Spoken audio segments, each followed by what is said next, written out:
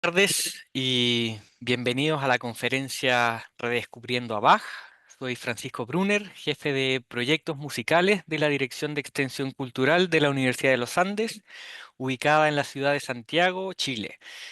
Hoy tenemos el honor de presentar a tres connotados músicos italianos de renombre internacional, como lo son Emanuele Baldini, concertino de la Orquesta Sinfónica del Estado de Sao Paulo, Giovanni Panella, director titular de la Camerata de la Universidad de los Andes, y el profesor Fabricio Ameto, musicólogo y también profesor de la Universidad de Guanajuato en México. Hoy habrá una exposición de unos 45 minutos en la cual los tres músicos italianos compartirán sus visiones sobre la vida y obra de Bach, haciendo un especial énfasis en el concierto en re menor que se tocará el miércoles 9 de octubre en la Universidad de los Andes con el maestro Baldini como solista. Al final dejaremos la palabra al público para que puedan hacer sus preguntas y comentarios. Y si tienen también alguna duda durante la exposición, los invitamos a dejarla en el chat. Les recordamos, bueno, el concierto próximo miércoles 9 aquí en Santiago de Chile. Las entradas se pueden comprar a través de Ticket Plus o del link que les voy a mandar por el chat. Así que bueno, los dejo con el maestro Giovanni Panella y maestro Baldini y maestro Ameto. Todo suyo. Bueno, buenas tardes a todos. Es un placer presentar este programa que desde el principio del año esperamos acá en la universidad con mucha expectativa, porque se va a cumplir un hito musicológico a nivel mundial. Aquí presente el profesor Ameto ha reconstruido este concierto, esta partitura del concierto en re menor de Johann Sebastian Bach. Y tenemos el honor con la Camerata Wandes y con el maestro Baldini dar el estreno de esta versión. Pero bueno, ahora vamos a dar la palabra al profesor Ameto para que nos explique de qué se trata. Muchas gracias, bienvenidos y bienvenidas a todos y todas. Y hoy les hablaremos de una composición muy particular de Johann Sebastian Bach, el concierto para clavecín y orquesta de cuerdas, BWV 1052, y sus versiones anteriores. Para dar una idea de lo que vamos a platicar, si están de acuerdo, les voy a compartir un pequeño, pequeño PowerPoint. Ok, creo que ya se ve. Así es. Muy bien. Titula esta pequeña charla Las insatisfactorias reconstrucciones del concierto para violín BWV 1052R de Johann Sebastian Bach y la nueva versión para Edition HH. R, la sigla R, ha sido permitida por la persona que ha realizado el catálogo, el último catálogo de la música de Bach, y con R está por reconstrucción, o sea, obras que son perdidas, pero que se piensa, se imagina que existieron en otra versión. Y de esta manera, digamos, estamos hablando de una conjetura, por supuesto, no de una composición real que existe. Como es bien sabido, el famosísimo concierto en re menor BWV 1052 para clavecín y orquesta de cuerdas de Bach representa la última reelaboración del compositor de obras anteriores. De hecho, los dos primeros movimientos del concierto se encuentran con el órgano como instrumento obligado al comienzo de la cantata 146, mientras que el tercer movimiento del concierto abre la cantata 188. Como pueden ver, las fechas asignadas a estas tres composiciones son las siguientes. La partitura autógrafa de 1052 data alrededor de 1738, o sea, el periodo final de la vida de Bach. El estreno de la cantata 146 tuvo lugar en 1726 o quizá el año siguiente, mientras que la cantata 188 se interpretó por primera vez en 1728 o en el 29. No solo eso, también existe una versión aún más antigua de BWV de 1052, de nuevo para clavecín, que está catalogada como 1052A, cuya fecha de origen de su contenido musical se remonta a los años entre 1708 y 1717, mientras que Bach se encontraba en Weimar escribiendo mucha música instrumental. Así que más de 2 décadas separan la última reelaboración del concierto, o sea, el 1052, de la versión más antigua conocida, 1052A. Desde la segunda mitad del siglo XIX, los primeros musicólogos de Bach habían sugerido que el instrumento solista original de esta obra no era el clavecín, sino el violín, debido a la presencia de muchas figuraciones virtuosísticas típicamente violinísticas. Por ejemplo, el uso del bariolage con cuerdas al aire, el registro agudo, las dobles cuerdas, los arpegios, entre otras.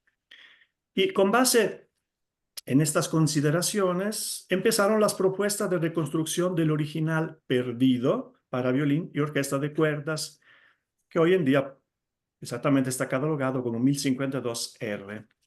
Son muy numerosas dichas reconstrucciones, empezando por la de 1873, que fue a cargo de Ferdinand David, el violinista y compositor alemán al que Felix Mendelssohn, dedicó su concierto para violín y orquesta en mi menor, el Opus 64.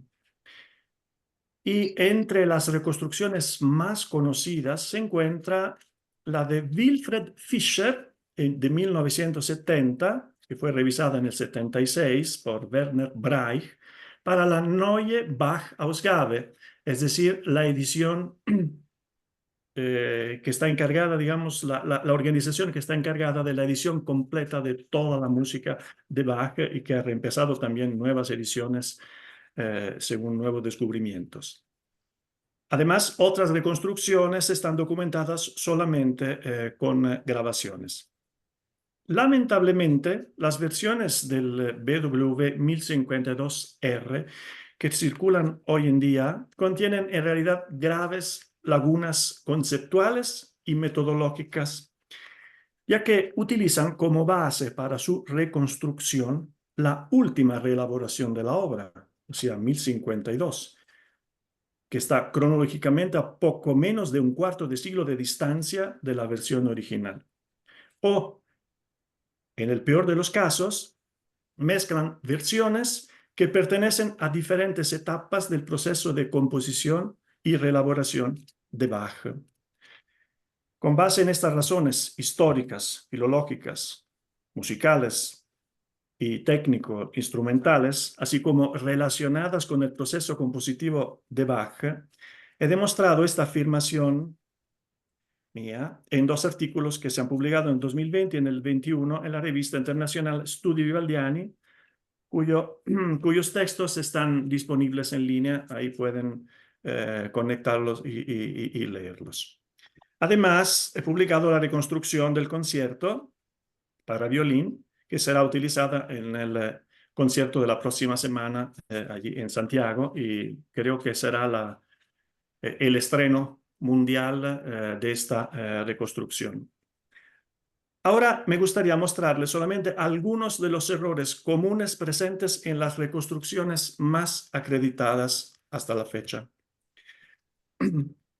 Primero, cuando escuchan el principio del solo, después del unísono orquestal inicial, del tutti, en la mayoría de las reconstrucciones muestran la ejecución de lo que está en el pentagrama inferior, re, mi, fa, sol, la, mi, fa, re, mi, do. O sea, las fusas re, mi, fa, sol, la, que en realidad son la adaptación para instrumento de teclado que Bach hizo de una versión que es la primera versión, 1052A, en el primer pentagrama, que es simplemente el arpegio. Podría parecer esto, digamos, una suposición y nada más. En realidad tenemos dos pruebas muy fuertes. La primera es que la primera versión existe en una fuente, o sea, en la fuente más antigua que tenemos. Y la segunda prueba, inconfutable, es que cuando Bach transcribió otro concierto de Vivaldi, es el ejemplo que está abajo, un arpegio, un simple arpegio do, mi, la, Bach, lo rindió en el clavecín con un pasaje en escala do, mi, fa, sol, la. La idea es que al transponer material musical de un instrumento a otro instrumento, por supuesto, cambia el lenguaje idiomático, cambia la manera, digamos, de rendir una idea musical. Así que este es el primer pasaje, o sea, cuando ya se empieza a escuchar el primer solo y aparece, digamos, este tipo de ejecución, ya no estamos en lo correcto, ya no estamos en lo que Bach pidió, digamos, para el violín. Segundo ejemplo, en un solo siguiente, parece el tercer solo,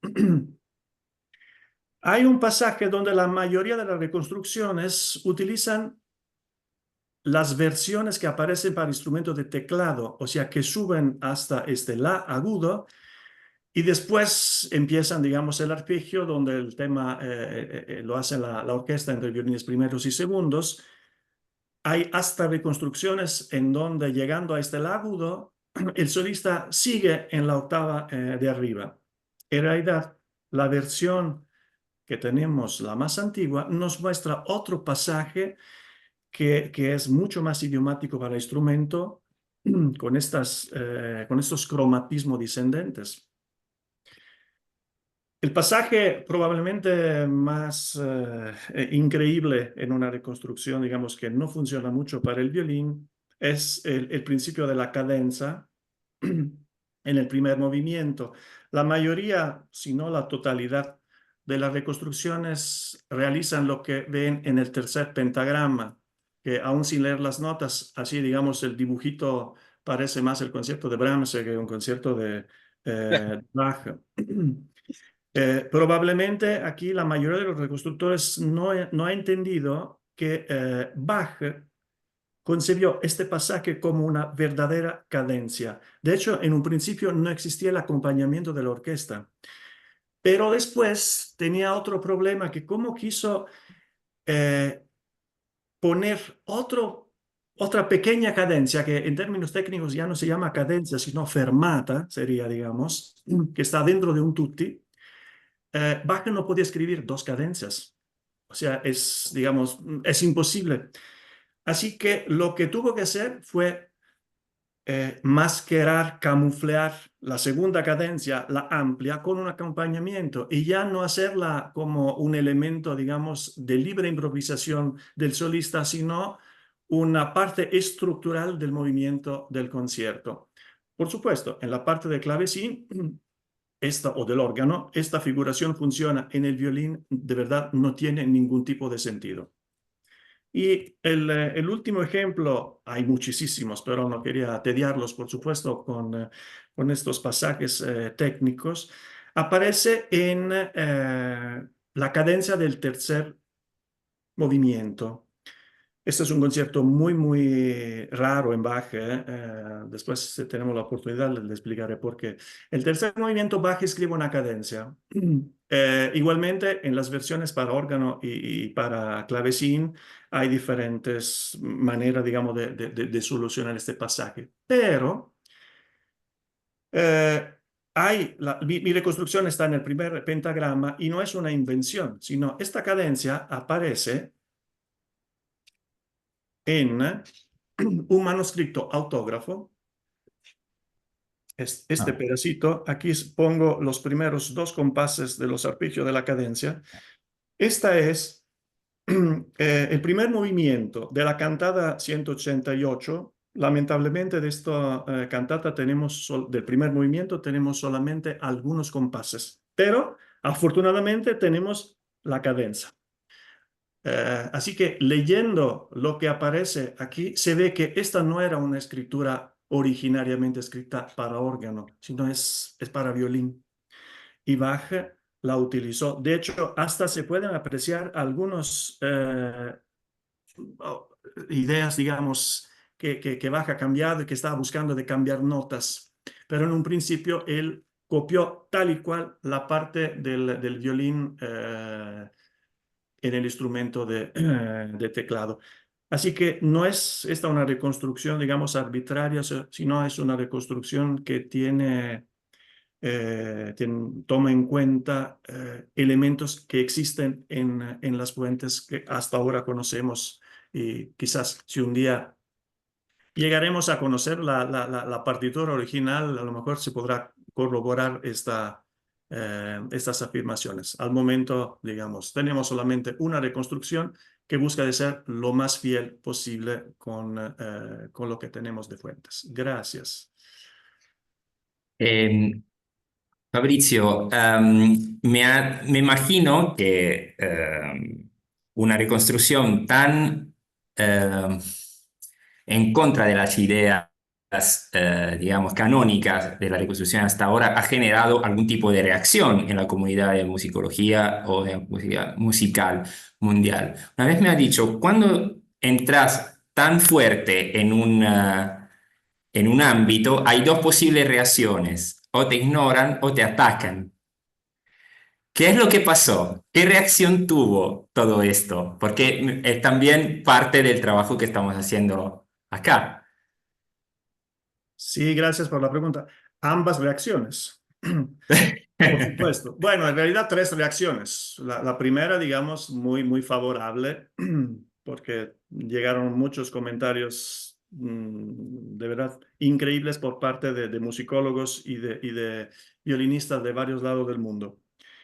Sí. Eh, pero por otro lado también hubo silencio, como yo lo esperaba, o sea, estaba por supuesto dispuesto a escuchar esto y en un caso en particular hubo también críticas que fueron muy constructivas porque las críticas en realidad me permitieron profundizar aún más los textos musicales de los autógrafos, en particular dos autógrafos de Bach, y ponerme ahí con lupa a ver lo que Bach había borrado, porque hay puntos en el autógrafo, por ejemplo, de concierto para clavecín, o sea, la última versión.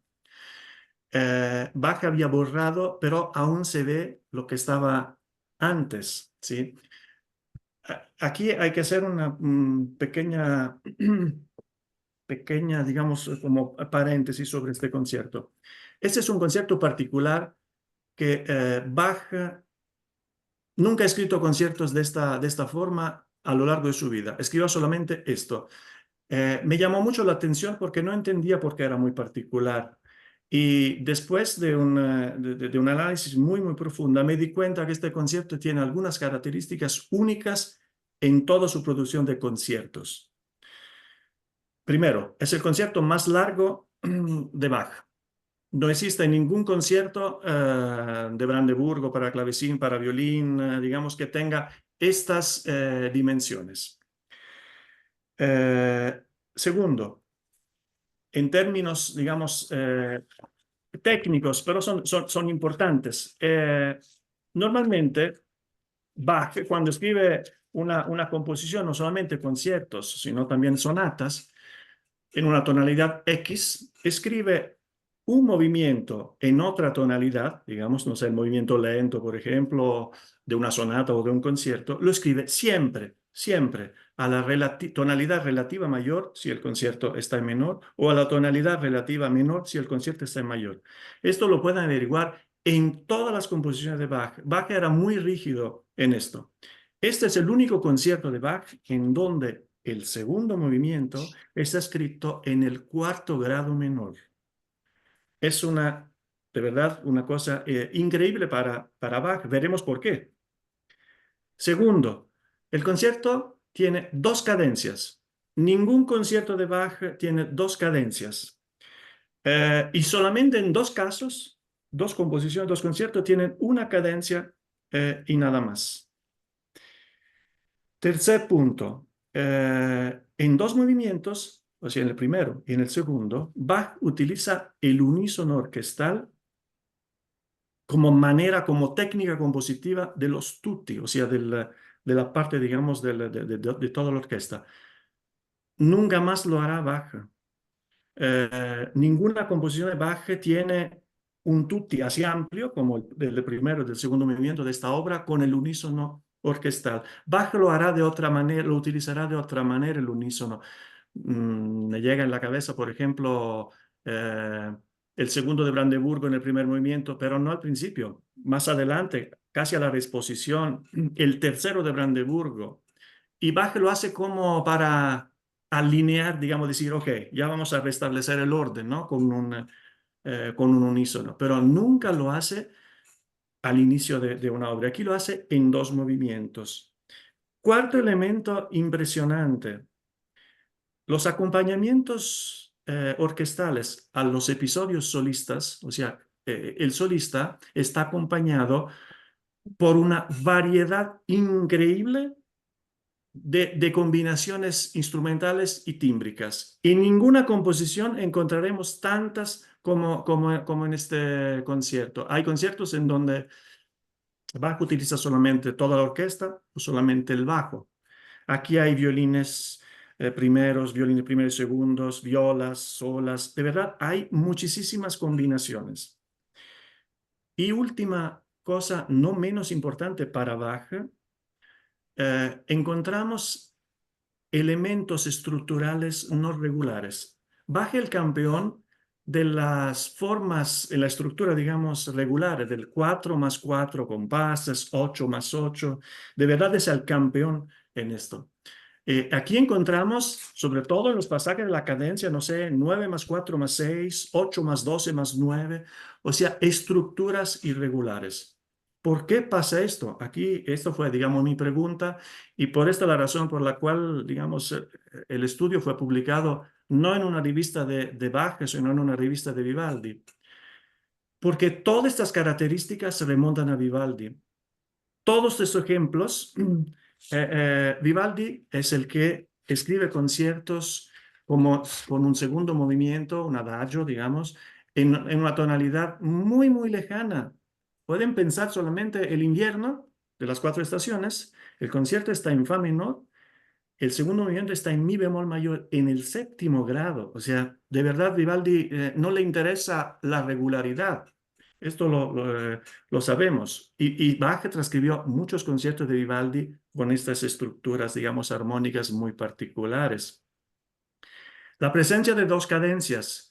Hay un caso ejemplar que Bach transcribió de Vivaldi, que es el concierto Grosso Mogul para violín, un concierto juvenil de Vivaldi con dos cadencias increíbles, muy, muy largas. Y Bach lo transcribió para órgano. El utilizo del unísono. Probablemente fue Vivaldi el primero en emplearlo de manera así tan estructural, sobre todo con la colección del Estor armónico, el Opus 3. Los acompañamientos, la variedad de los acompañamientos se encuentran en todos los conciertos que Bach transcribió de Vivaldi en sus años de juventud. Y por supuesto, las estructuras irregulares, en este caso Vivaldi es el campeón de las estructuras irregulares como autor de óperas, digamos, ahí necesita del golpe de escena, ¿no? Digamos, para sorprender al público. Así que, ¿cuáles son las conclusiones en todo eso? Las conclusiones que Bach, después de haber transcrito en los años 1713, 1714, muchos conciertos de autores italianos para clavecín solo o para órgano solo, decidió probablemente de escribir él una composición autónoma, un concierto, digamos, pero él quería ser ahora el autor. Y como compositor joven, quería demostrar todo lo que había aprendido. Quería mostrar toda la exuberancia, digamos, juvenil. De hecho, hay un elemento interesante en este concierto. Hay muchos pasajes que son a veces como secuencia de dobles corcheas, ¿no? De tantas notas, arpegios, así. Y a veces son escasas de elementos melódicos particulares. Parece esto recordar una frase del primer biógrafo de Bach, que anotó, digamos, lo que le dijo uno de los hijos de Bach, Carl Philipp Emanuel, cuando dijo, mi papá, cuando empezó a componer, hizo lo que hacían todos los compositores cuando están al principio de su experiencia, empezar a correr en el teclado por arriba y por abajo, sin buscar un punto, ¿no? de llegada y utilizando siempre todas las manos. Y dice, solamente cuando encontró la música de Vivaldi, aprendió tres cosas: el orden, el contexto y las proporciones. Y de hecho, hay un cambio radical en las composiciones de Bach antes, digamos, de los años 10 del 700 y después. Cambia completamente su perspectiva frente a la música. Maravilloso. En este caso, la pregunta va a Emanuele, ya que será el intérprete solista de esta versión del concierto. Conocemos a Emanuele como un músico muy serio y detallista y atento a cada detalle. Además, es un colega en la dirección orquestal, así que tenemos también estas miradas, así como el maestro, el profesor Ameto, esta mirada analítica. Entonces, ¿qué se prueba con un desafío de esta tipología, de tratar de devolver al público una versión más cercana posible al original, intentando mostrar todos los detalles que la reconstrucción contiene? Ujú. Eh, bueno, primero, dal punto de vista emocional, dal punto de vista psicológico también, es una gran emoción, gran responsabilidad también participar de este momento histórico. Yo crecí conociendo los dos conciertos para violín de Bach originales, el Mi mayor, la menor, y escuchando una otra vez las reconstrucciones que fueron grabadas por varios violinistas del concierto en re menor. Confieso que nunca he intentado estudiar y aprofundar el concierto de re menor en estas reconstrucciones. Me parecía un concierto, y de hecho es un concierto bien diferente, como el profesor Ameto dijo, de los dos que yo toqué tantas veces, ¿no? Cuando empecé a interesarme mucho en este concierto, fue mucho antes de recibir la honrosa invitación por parte tuya y por parte de la camerata de la Universidad de los Andes. Fue exactamente después que yo toqué, lo mencionó el profesor Ameto, después que yo toqué el Grosso Mogul de Vivaldi. Porque entendí que en este concierto en re menor de Bach, en re menor de Bach, había un elemento absolutamente conectado, de alguna manera íntimamente conectado con Vivaldi, con su mundo, con su poética, con su escrita, con su estilo, esta cuestión de las cadencias, esta cuestión de los pasajes virtuosos, completamente distintos de, por ejemplo, del concierto en la menor de Bach, que es mucho más regular, muy extraordinario, por supuesto, es una joya, pero existe un estro, hablamos del estro armónico de Vivaldi, en este concierto existe un estro típicamente italiano que se ve claramente que Bach quiso incorporar. Y de hecho debo decir, no lo hablamos antes entre nosotros, debo decir que estudiando esta reconstrucción, estudiando este concierto, es realmente un concierto extremadamente desafiador. Muy difícil, muy difícil. Podría decir más difícil que el Grosso Mogul. Grosso Mogul quizás es un poco más exuberante, todavía más exuberante dal punto de vista del carácter del estro italiano. Pero este concierto de Bach es realmente un gran tour de force, sea por, es muy largo, la duración es importante, es bastante poco común para la época, para un concierto de violín o de clavecín, que sea de la época, y sea por la dificultad. Y repito, es un gran placer, un honor, y enfrenté este desafío, estoy enfrentando este desafío porque todavía no llegó el momento, pero debo decir que empecé a estudiar mucho tiempo atrás cuando me enviaste, Giovanni, la partitura, la parte del solista, los artigos, las publicaciones, las dos publicaciones que leí con mucho interés. Y, y bueno, es inmensamente desafiador, pero a mí me gustan tanto los desafíos.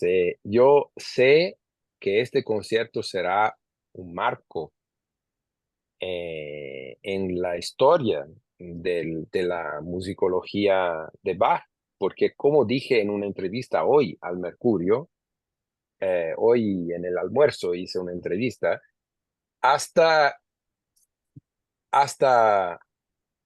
ahora los violinistas sabían que existían dos conciertos para violín de Bach y que después existía reconstrucción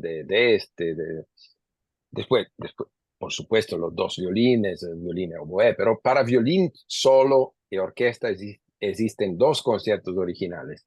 Creo que después de este estreno, los violinistas podrán osar declarar que existen tres conciertos de Bach para violín. Y aunque ese no exista en su manuscrito original, pero aún así yo creo que esto puede entrar perfectamente en el repertorio, así como el mi mayor, así como el la menor, y no ser simplemente un concierto tocado un poco más raramente, un poco con menos frecuencia. Así que para mí es un marco muy importante.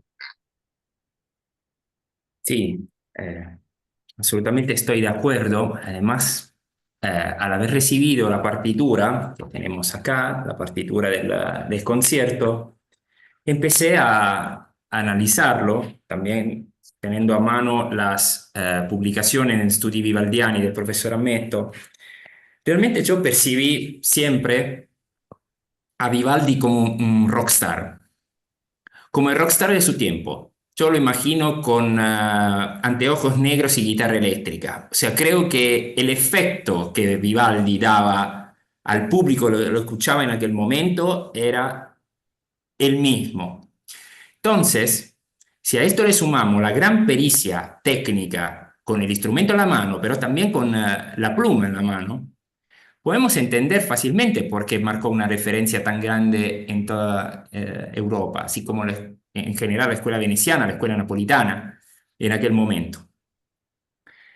Sin embargo, leyendo esta reconstrucción, viendo cómo algunas fichas que parecían raras iban perfectamente en su lugar y marcaban una coherencia en la estructura general, esto nos hace más fácil llevar a buen puerto el trabajo, porque aunque sea extremadamente desafiante el concierto, está sobre bases, esta reconstrucción sobre bases tan sólidas que realmente uno se puede sorprender del hecho que nadie antes haya llegado a las mismas conclusiones.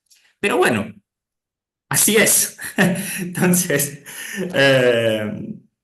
realmente se nota una gran atención a cada detalle, se nota una atención también a los aspectos, no solamente musicológico, porque rara vez se encuentra un musicólogo con competencias técnicas sobre el instrumento, o sea, técnicas por haber tocado el instrumento, por tocar el instrumento.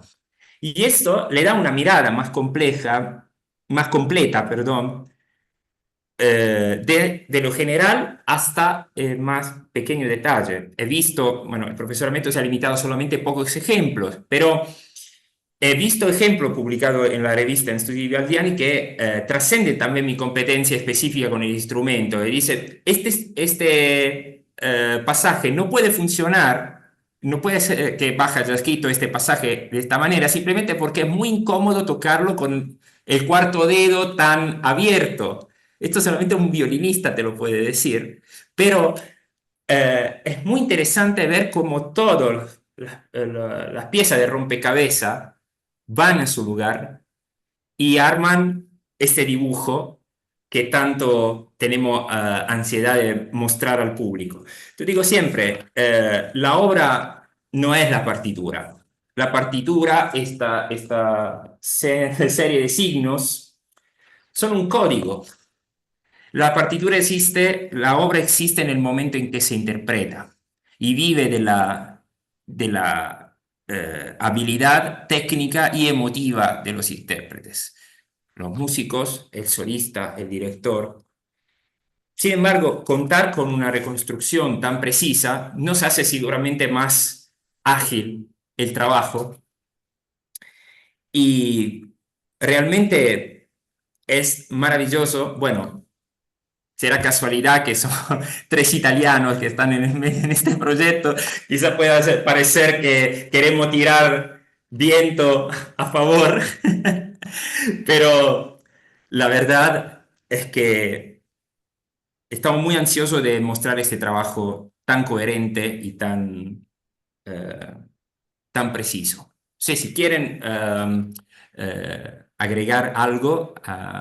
Solo una cosa que estoy de acuerdo con todo y me hizo reír un poco cuando el profesor Ameto mostró un pasaje de la cadencia que parecía el concierto de Brahms, dijo. Y de hecho, estas doble cuerdas en el agudo, en el violín, realmente son mucho más brahmsianas que yo no lo he visto en ningún otro concierto o cadencia de la época, no solo de la época barroca, tampoco en la época clásica y tampoco en Locatelli, que era un loco en la escrita de los conciertos para violín, que llegaba aquí en el agudo, más agudo que Vivaldi todavía. Así que es verdad, es un alivio y es un aliento finalmente tener esta versión que es estilísticamente y violinísticamente, aunque mantengas increíbles desafíos, es difícil, es un concierto muy difícil de se ejecutar, pero idiomáticamente funciona mucho mejor. Y espero que esa cuestión de funcionar mejor idiomáticamente sea el puente para que la música de Bach, que es lo que más importa, pueda vivir nuevamente de manera natural, de manera de manera genuina y simples, aunque sea muy difícil. Porque al final el papel de nosotros intérpretes es de transformar las cosas más difíciles en cosas simples. Y el profesor Ameto, probablemente también por ser violinista y conocer idiomáticamente el instrumento, logró este hecho muy, muy, muy importante, precioso para la literatura violinística. Sí, maestro Baldini, se puede agregar algo. De hecho, también este pasaje que mencionaba siempre me ha llamado la atención porque lo digo con mucho respeto, pero en las ejecuciones, tanto audio como vídeo, me parecía, lo digo entre comillas, ridículo. Sí, O sea, es un pasaje que no puede, no está en pie, no está de pie, no no puede funciona. funcionar. Además, en un violín barroco, o sea, un violín donde también es más pequeño, ¿no? Sí, Y digamos, hay más dificultades para poder afinar aquellas notas así dobles tan agudas.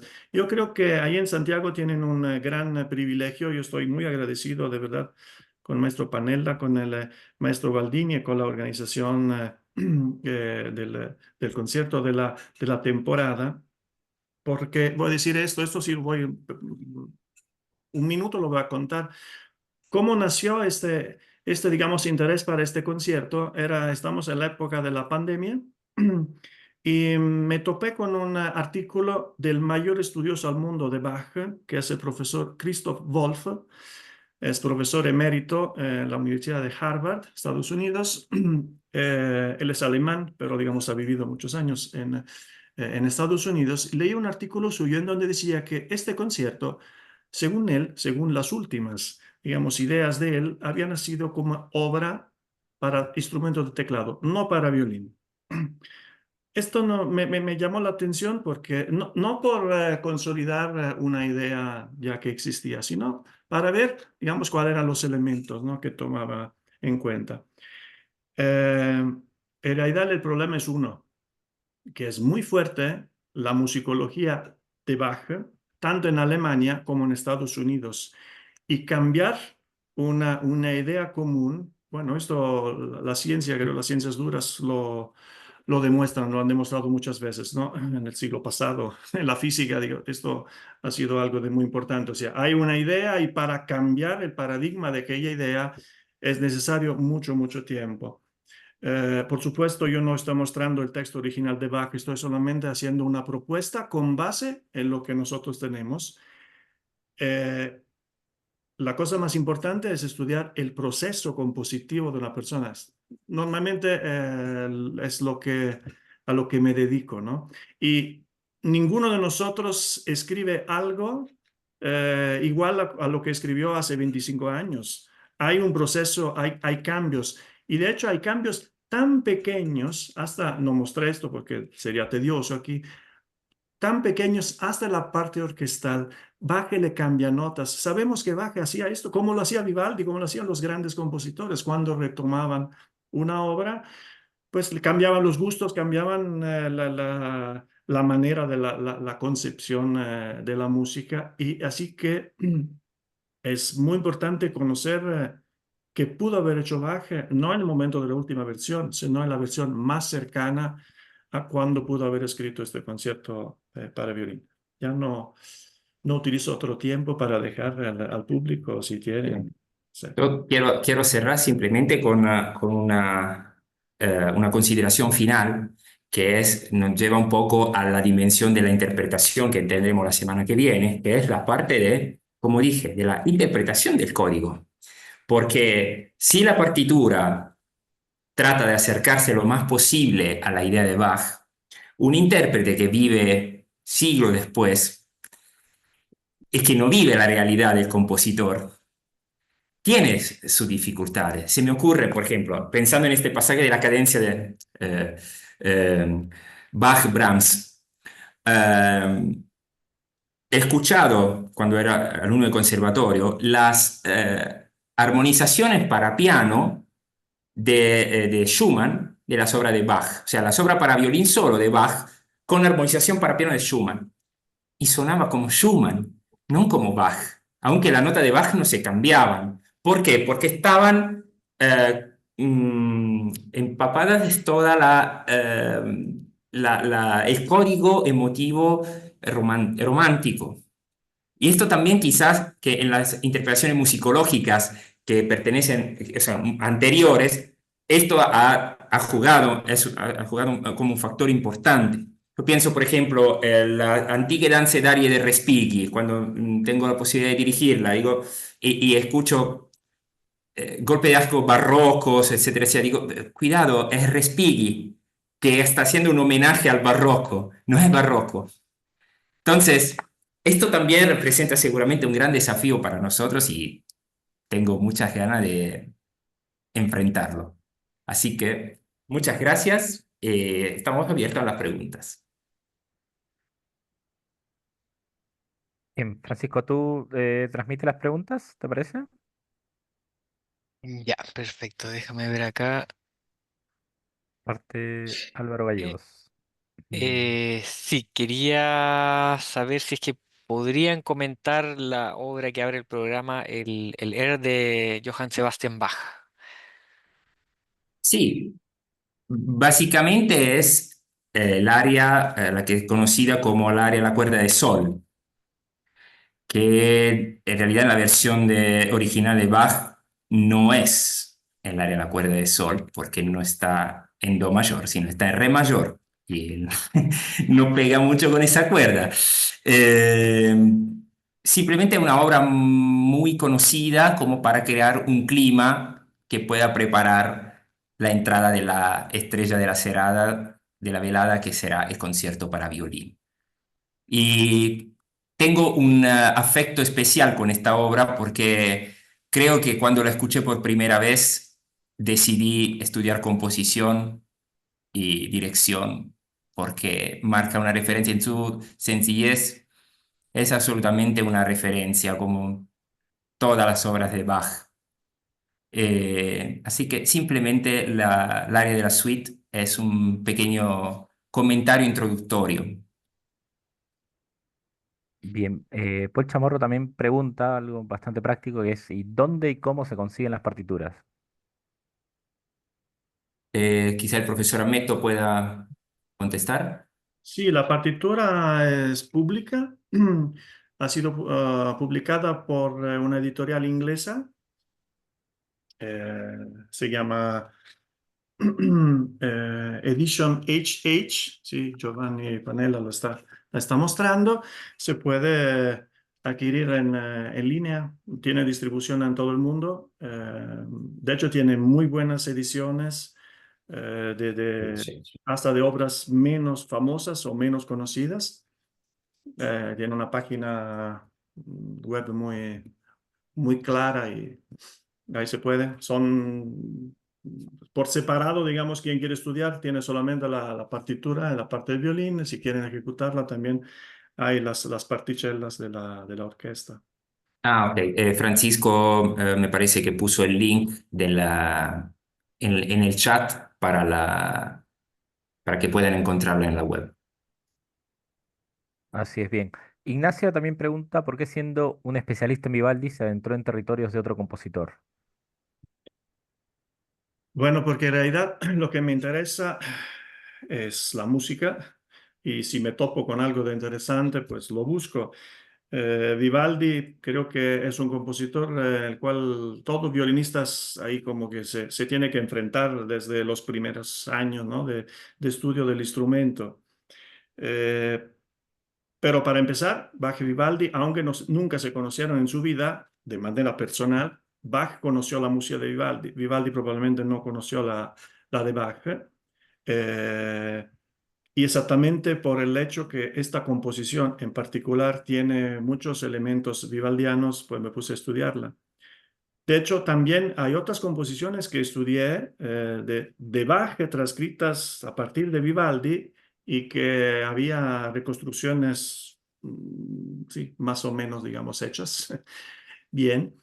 pero siempre con aportaciones del por qué, o sea, del estudio, repito, del proceso compositivo. No me he dedicado solamente ni a Vivaldi ni a Bach, he hecho reconstrucciones de música de acompañamiento, por ejemplo, Perdido de Paganini. Hay unas composiciones de Paganini que se piensa que son para violín solo, mientras que escribió para violín y guitarra. Y con base en esto, pues hice una reconstrucción de la parte faltante de la guitarra, composición de Marcello, Benedetto Marcello, y así, o sea, no soy exclusivo, sí, pertenezco al comitato internacional, digamos, del Instituto Vivaldi en Venecia, pero no sé, ahora ha salido, por decir, el catálogo temático de un compositor alemán, amigo de Bach, amigo de Telemann, amigo de Vivaldi, Johann Georg Pisendel, un violinista formidable. No existía un catálogo temático completo y junto con otros dos colegas, violinistas y musicólogos, hemos realizado el catálogo temático de este autor. O sea, espero, digamos, de poder trabajar siempre con el mismo entusiasmo con compositores diferentes, por supuesto que me interesen y que me gusten. Bien, ahí Fernando Martínez le pregunta, bueno, le dice a Giovanni felicitaciones por esta gran iniciativa y pregunta cómo ha sido tu experiencia con la camerata para enfrentar este gran desafío musical.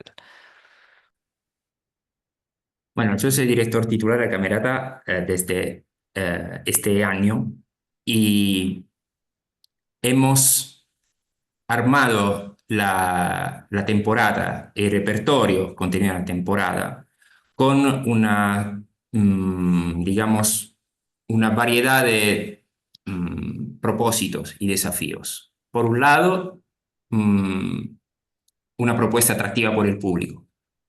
Otro lado, am, atractiva para los músicos. Y también didáctica para los músicos. O sea, que para interpretar obras que nos permitieran forjar una identidad estilística, una identidad estética. Y al mismo tiempo, queremos destacarnos con producciones no comunes, como por ejemplo esta. Esta es la motivación porque, además que el interés que una operación musicológica de tal tamaño pueda desatar en la comunidad, eh, me, me dio mucha alegría la idea que vamos a ser los primeros en hacerlo. Y yo creo que una extensión cultural como la de la Universidad de los Andes tiene todos los medios intelectuales y también como entusiasmo y frescura, fresqueza para proponer, para dar propuestas musicalmente interesantes a la comunidad de Santiago, así como al resto de la América Latina. Yo creo que este concierto va a trascender, así como otros seguro en futuro van a trascender, y esto es uno de los objetivos más importantes que queremos adquirir con la cámara. Perfecto. ¿Alguien más quisiera preguntar? Pueden activar sus micrófonos, si así lo desean. Tenía que solicitar. Ahí, Mario. Bien, a ver. Mario Coroda, ahí te hemos solicitado para activar tu audio.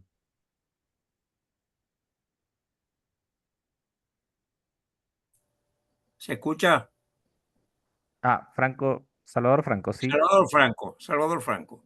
¿Se escucha? Perfecto. Sí, se escucha. Bueno, profesor Ammeto, un gusto en conocerlo. Emanuele Baldini, un gusto también en conocerlo. A Giovanni no le digo nada porque lo conozco desde hace mucho tiempo. Este, yo soy argentino, vivo en Buenos Aires. Tendría que estar ahí en este momento. Razones de fuerza mayor me impidieron hacerlo, pero simplemente quiero decirles que después de haber escuchado esta conferencia tan interesante, me he quedado realmente boquiabierto. A ver, yo soy musicólogo, he sido violinista, no profesional, pero sí amateur, y realmente cuando el profesor Ammeto mostraba las partituras, me quedaba boquiabierto. Realmente he visto algunas cosas que ya dije inmediatamente, eso es imposible tocarlo. Bueno, ustedes explicaron muy bien cómo es la cosa y no quiero extenderme. Solo quiero decirles y felicitarlos a los tres por haber resuelto y incorporar esta joya desconocida. Con lo que he escuchado he aprendido muchísimo y voy a seguir aprendiendo porque con toda seguridad voy a tener la partitura en la mano y lo voy a seguir estudiando. Entonces, mis felicitaciones a los tres. El concierto va a ser realmente un éxito notable y lamento mucho no haber estado presente. Los conoceré en otra oportunidad. Nada más. Muchas gracias y buena suerte.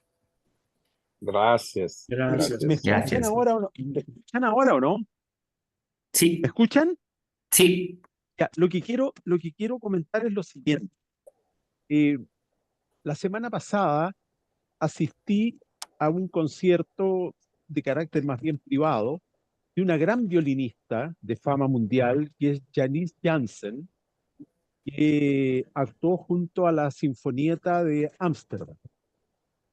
Y la obra de fondo del concierto fueron las 4 estaciones de Vivaldi, con Janice Jansen como solista, la orquesta sin director, pero con una primer violín que ejercía un poco de director, pero lo que me llamó la atención fue una versión absolutamente distinta a lo que uno se le ha ido ya quedando en el oído, producto de toda la tendencia historicista de los últimos 20 o 30 años, con, nombremos, ya no nombremos al grupo Imusici, porque ya ese quedó, como quien dice, no quiero decir obsoleto, pero fue superado por versiones con grupos más antiguos, con instrumentos antiguos, etcétera. Lo que me llamó la atención fue la interpretación que hizo recordar un poco los años 50, 60. La orquesta eran 25, con clavecín, pero una versión muy, ¿cómo diría yo? Alguien la definió muy bien y dijo una versión musculosa, una versión con mucha intensidad, con mucha fuerza. Entonces mi pregunta va, ¿cómo hay que escuchar los conciertos de Vivaldi y hagámoslo extensivo a los conciertos de Bach? Qué es lo más lógico? ¿Qué es lo que más justo escucharlos hoy día? ¿Con qué tamaño de orquesta? ¿Con qué intención? ¿Con qué instrumento? Porque por impresionar uno puede escuchar unas versiones que son absolutamente distintas a lo que tal vez el compositor pensó originalmente. Hacia allá va mi pregunta. Con Emanuel estamos poniendo ya de acuerdo para ir al gimnasio a levantar peso juntos y para enfrentarla de la mejor manera. No, sin chistes. Creo el maestro Meto o el maestro Emanuele puedan Yo, contestar. yo puedo decir algunas cosas rapiditas. Le pido disculpas, en 10 minutos más yo tengo que salir. Tengo un compromiso urgente, pero estoy 10 minutos todavía y me gustaría decir algo. Este asunto es un asunto que si abrimos una discusión sobre este tema, podemos quedarnos hasta después de nuestro concierto en Santiago, porque son muchos puntos de vista, muchos, y de una cierta forma, yo me siento de decir qué bueno que es así, qué bueno que tienen todas esas posibilidades, qué bueno que existió todo el movimiento de filológico, de interpretación históricamente informada, qué bueno que existió Arnold Pur, qué bueno que existió, y qué bueno que existen personas como yo me considero, por ejemplo, que intenta encontrar un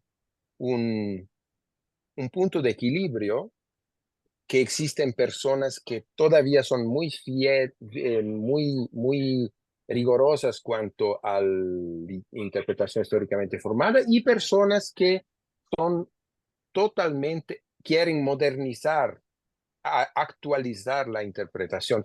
Esto da la posibilidad al público de recibir informaciones, estímulos extremadamente variados y ricos. Lo que puedo decir es que cuando un intérprete, el querido Mario Córdoba citó a la Janine Jansen, cuando un intérprete es, primero, una gran violinista, segundo, muy convencida y convincente en lo que hace, es siempre bueno para la música, es bueno para la música, es bueno para el público. Yo puedo discordar, de hecho, Mario Córdoba estaba en mi concierto pocas semanas atrás con las Las ocho con las 8 estaciones. estaciones, de Vivaldi, Piazzolla. Así que pudo escuchar que mi abordaje es distinto. Pero eso no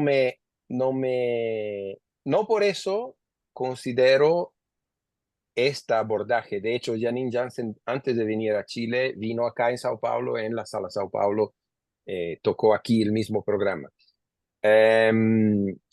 Es una propuesta distinta, es una propuesta válida desde que sea, en mi opinión, coherente, convincente, y Janine Jansen todo lo que hace es extremadamente convincente. Así que yo siempre estoy con un pie atrás en relación a los puristas que creen que existe una única manera de enfrentar la música.